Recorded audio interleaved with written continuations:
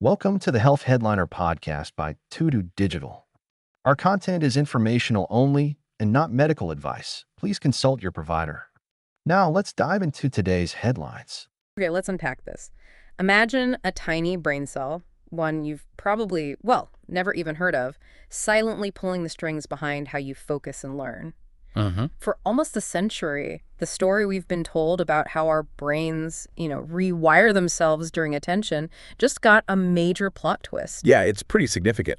What's fascinating here is that for the last 80 years or so, the established idea in brain science has been, it's been that when you're really paying attention or trying to learn something new, it's primarily these chemical messengers called neuromodulators. Right. Norepinephrine is a big one, linked to alertness, that directly act on your neurons, those fast-firing brain cells, to change the connections. So the idea was direct action, neuron to neuron. Exactly. It was thought to be a very direct communication system for brain adaptation. Right. We've pictured norepinephrine as directly tweaking those connections, the synapses, and that's how our brain adapts. Simple as that. Or so we thought. Or so we thought.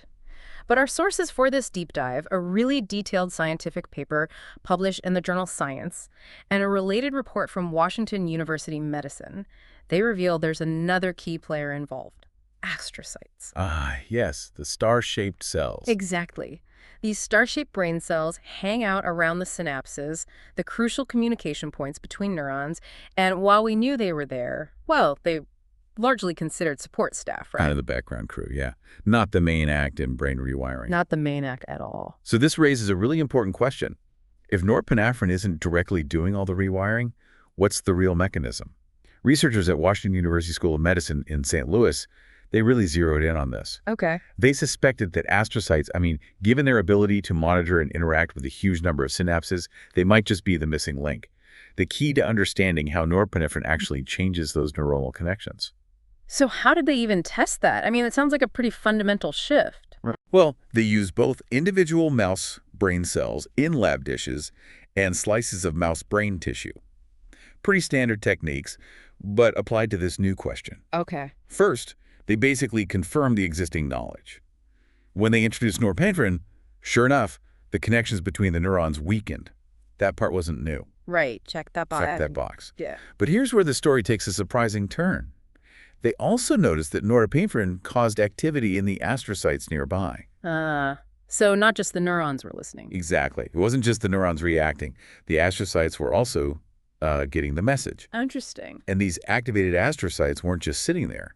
The study showed that they then released a second chemical messenger. A second one. Yeah, which then went on to dampen the activity at the synapses, the very same effect norepinephrine is known for. Wow. Okay, so it's like a relay race. It suggested a two-step process, precisely. Norepinephrine signals the astrocyte, and then the astrocyte influences the neuron. Like you said, a message relayed through a third party. Okay, but how did they prove the astrocyte was essential? Not just, happening alongside. Right, correlation versus causation. They did a really clever experiment. They essentially blocked the neuron's ability to directly sense the norepinephrine. How did they manage that? Genetic tools, mostly. Imagine putting up a kind of barrier so the neurons couldn't directly receive that norepinephrine signal. Okay. And what they found was surprising. Even with this direct communication path blocked, norepinephrine could still manage to alter the neuronal connections. Get out. So the message was still getting through somehow? It was still getting through, just not in the way we originally thought. Okay, that is weird. But then, here's the kicker. When they then disabled the astrocyte's ability to either sense or respond to norepinephrine, everything changed. In that case, the rearrangement of those critical neuronal connections no longer occurred. It just stopped. Wow, so that really points the finger at the astrocyte. It was a pivotal finding, yeah. Strongly indicating that astrocytes are not just bystanders. They are actively required for norepinephrine to have its effect on brain connectivity. Okay, so that's pretty convincing from the blocking experiments. Did they do anything else? They did. To further strengthen their findings, the team used a technique called optogenetics. Oh, right, using light to control cells? Exactly. It lets them use light to precisely control the activity of specific neurons. So they use light to stimulate the norepinephrine-releasing neurons in live mice. Okay. And observe that familiar weakening of synaptic strength, just like before. They also saw an increase in something called paired pulse facilitation. Paired pulse facilitation. What does that mean, basically? Think of it as a sign that the neurons are less likely to release their communication chemicals on the second pulse. So again, it points to a weakening of the connection. Got it. Weaker connection. And importantly, this whole effect was blocked when they used a specific antagonist that's a chemical that blocks the action of a particular adrenergic receptor. That's the docking station for norepinephrine. So they identified the specific molecular switch involved, too? They did. And what's particularly interesting here is the specific docking station, or receptor, they identified. Norepinephrine interacts with cells by binding to different types of these. Right, there are several types. Yeah, and the researchers discovered that the changes they were seeing were mainly happening through a specific subtype called the alpha-1A adrenergic receptor. Alpha-1A, okay. Now, this was initially a bit of a puzzle. Why is that? Because this particular receptor, alpha-1A, is usually associated with increasing calcium inside cells and making it easier for neurons to communicate. Wait, so it usually boosts the signal? Typically, yes. Yeah. Which seemed completely opposite to their finding that norepinephrine was weakening the connections. Huh. That is a puzzle. Like the signal was expected to go one way, but it was going the other. Exactly. So they looked more closely at what happened inside the astrocytes when norepinephrine bound to these alpha-1A receptors. Okay, focusing on the astrocytes now. And they found that it triggered an increase in calcium levels within the astrocytes. And the amount of calcium that increased depended on the amount of norepinephrine present, a dose-dependent response. Makes sense. More signal, more calcium. And here's another key link. The same antagonist, the blocker chemical that stopped norepinephrine's effect on the synapses. Uh-huh. It also prevented this calcium increase in the astrocytes. Ah, connecting the dots. Connecting the dots. Furthermore, blocking this receptor in astrocytes not only reduced their normal calcium activity, but also had the opposite effect on the baseline strength of the synapses. Kind of flip things around. So the calcium in the astrocyte seems really critical. Absolutely. To really nail this down, the researchers used different methods to prevent those calcium increases within the astrocytes, different tools to achieve the same goal. And consistently, when they stopped the calcium activity in astrocytes, norepinephrine could no longer effectively weaken the connections between neurons. So no astrocyte calcium, no effect from norepinephrine. That's what it looked like. It provided strong evidence that astrocyte activity is absolutely necessary for norepinephrine to do its job at the synapse. Okay, I think I'm following. But what about the neurons themselves? Could they still be involved somehow, maybe through that same receptor? Good question. The team specifically removed the alpha-1, a receptor just from the neurons, using genetic techniques. Taking it out of the equation for the neurons only. Exactly. And surprisingly, this didn't stop norepinephrine from altering synaptic function. Really? So the neurons didn't need that specific receptor for this effect? It seemed like the neurons weren't the primary target for this particular effect of norepinephrine, at least not through that alpha-1 receptor. Wow, okay. But then, in sharp contrast, when they specifically removed the alpha-1, a receptor from the astrocytes. Let me guess. Different result. Totally different result. The whole process broke down. Norepinephrine could no longer trigger those calcium increases in the astrocytes. Right. And it also completely failed to modify the synaptic connections. That seals it then, doesn't it? It powerfully showed that the astrocytes, and specifically these receptors on the astrocytes, are the essential intermediaries. They're running the show here. Okay, so norepinephrine talks to the astrocyte via the alpha-1. A receptor, the astrocyte gets a calcium signal. But how does the astrocyte actually talk back to the neuron? What's the message? The final step in the chain. Well, the study uncovered the signaling pathway. It turns out that when astrocytes are activated by norepinephrine, they release a chemical called adenosine. Adenosine. I've heard of that. Isn't that related to sleepiness? It is, yeah. It builds up during the day. Yeah. And it's produced from adenosine triphosphate, or ATP, which you probably know is like the main energy currency of the cell. Right, ATP. So the astrocyte releases adenosine. This adenosine then acts on specific docking stations called A1 receptors located on the presynaptic neurons, the neurons sending the signal. Okay, so the astrocyte's message, adenosine, goes to the sending neuron. Correct. And this interaction, adenosine binding to the A1 receptor on the sending neuron, is what leads to the observed decrease in synaptic strength. So that's how the connection gets weaker. That's the mechanism they found. Think of adenosine as the message the astrocyte sends to the neuron, telling it to, well, quiet down a bit, reduce its output. And did they test that part of the pathway too? They did. This part of the puzzle was confirmed by blocking those A1 receptors on the neurons. When they did this, no effect. Norepinephrine could no longer affect synaptic transmission. Block the final step. Exactly.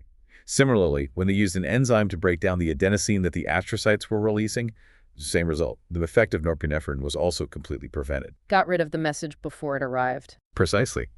And one more piece of evidence. Mice that lacked the specific enzyme needed to produce adenosine from ATP. They also showed no synaptic changes in response to norepinephrine. Even though the norepinephrine was still there? Even though it was there. But interestingly, their neurons could still respond if you directly applied adenosine itself. So the neuron's ability to receive the adenosine message was fine. It was the astrocyte's ability to send it that was disrupted. Wow. Okay, that's a really thorough chain of evidence. It really paints a detailed picture of this indirect pathway. So what does this all mean for, for us, for you listening? This research makes us rethink a pretty fundamental aspect of how our brains adapt when we pay attention and learn. It really does. For decades, we thought norepinephrine directly tweaked neuron connections. That was the story. This study reveals that astrocytes, often considered just support cells, are actually, active orchestrators in this process. It's a major shift, yeah. It's not just background support anymore. It's like finding out the stage crew is actually directing the play. That's a good analogy. And if we connect this to the bigger picture, these findings have significant implications for how we might treat various brain disorders. How so? Well, think about it. Many current medications for conditions affecting attention, memory, mood, they work by influencing norepinephrine signaling. Right. Lots of common drugs. This research now suggests that the effectiveness of these drugs might actually depend on their interaction with astrocytes. Maybe they're working partly or even mostly through these astrocytes without us realizing it. Absolutely. That's huge. This opens up really exciting new possibilities for developing therapies, doesn't it? For sure. Instead of only focusing on neurons, which has been the main target, we might be able to create new treatments by directly targeting astrocyte activity. Or maybe this newly discovered norepinephrine astrocyte adenosine signaling pathways specifically. That could lead to more effective treatments for conditions like attention deficit hyperactivity disorder, maybe depression. Potentially, yes. Or treatments with fewer side effects if we can target the pathway more precisely. And this study also, it just highlights the growing understanding of the brain as this incredibly complex network, right? Different cell types all working together. Definitely. It underscores the importance of considering the dynamic interactions between these cells, not just neurons in isolation. When we're studying brain function and trying to develop medical interventions, we need that multicellular view. It's not just a neuron show. Not at all. And incredibly, you mentioned mice, but the researchers also found evidence of a similar astrocyte-mediated mechanism in, get this, zebrafish and fruit fly larvae. Yeah, across different species. Which suggests this isn't just some weird quirk of the mouse brain, right? It's likely a fundamental strategy, something that's been conserved through evolution. Seems that way. A basic way for the brain to dynamically adjust its circuits and behavior across different species. Pretty fundamental. Okay, so it sounds incredibly promising, really paradigm shifting. But as with any big scientific finding, we should probably touch on the limitations, right? No study is perfect. Of course. Yeah, that's important. The researchers themselves, they acknowledge that the methods used to reduce calcium activity in astrocytes, well, they might not have been 100% perfect. Maybe not a complete blockade. Okay, so what does that mean? It just leaves a small possibility that there might be some tiny residual direct effect of norepinephrine on neurons that wasn't fully eliminated in their experiments. Right. A little bit of the old pathway might still be there? Possibly, yeah.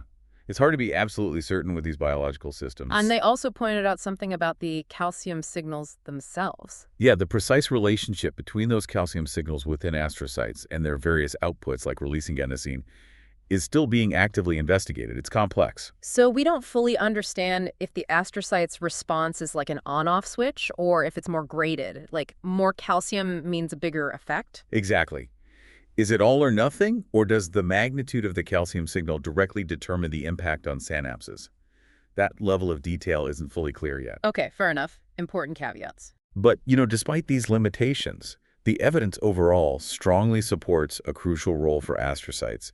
Dr. Thomas Papuan, who's a senior author on this study, he stated pretty clearly that this discovery profoundly reshapes our understanding of brain function because it really brings astrocytes into the forefront of how we think about brain plasticity. He basically said, textbooks might need rewriting. Wow. Rewriting textbooks, that's a bold statement. It is. And he also raised a very interesting point, kind of building on what we discussed earlier. About existing drugs. Yeah, about whether many existing treatments that affect norepinephrine signaling might actually rely on astrocytes to be effective. It's a big question now. How dependent are current therapies on this mechanism we didn't even know about? That could have huge implications for pharmacology. Definitely. And this research could have even broader implications, maybe for how we think about other important brain chemicals, other neuromodulators. The dopamine, acetylcholine. Yeah. Exactly. Dopamine, acetylcholine, histamine. If norepinephrine's effects involve astrocytes in this way, it makes you wonder, doesn't it? Yeah. Could these other neuromodulators also exert some of their influence on brain circuits through similar interactions with astrocytes? It's a definite possibility. This opens up a whole new area for research. Is this astrocyte-mediated mechanism likely to be, a general thing? Well, that's the big question now, isn't it? How widespread is this across different neuromodulatory systems? Astrocytes are known to respond to a variety of these chemical messengers. So they have the equipment to listen. They have the equipment. So it's certainly plausible that this indirect pathway they described, neuromodulator, acts on astrocyte. Astrocyte releases a secondary messenger. That messenger affects the neuron. It could be a more general principle of brain function than we previously appreciated. Fascinating. So as we wrap up this deep dive then, maybe the thought to leave everyone with is this. If astrocytes are indeed these key players in how our brains adapt and learn, especially when we focus our attention, how might we better support these star-shaped cells? Could we potentially find new ways to enhance cognitive abilities, maybe even aid recovery from neurological injuries by understanding and, targeting astrocyte function? It certainly opens up that line of thinking. It really does. It feels like a completely new and exciting perspective on brain health and maybe down the line future interventions, a whole new angle to explore. Absolutely. A lot more research to come, I suspect. Thanks for tuning in to the Health Headliner podcast by To Digital. Like and subscribe for more health news and breakthroughs. Stay healthy and informed. See you next time.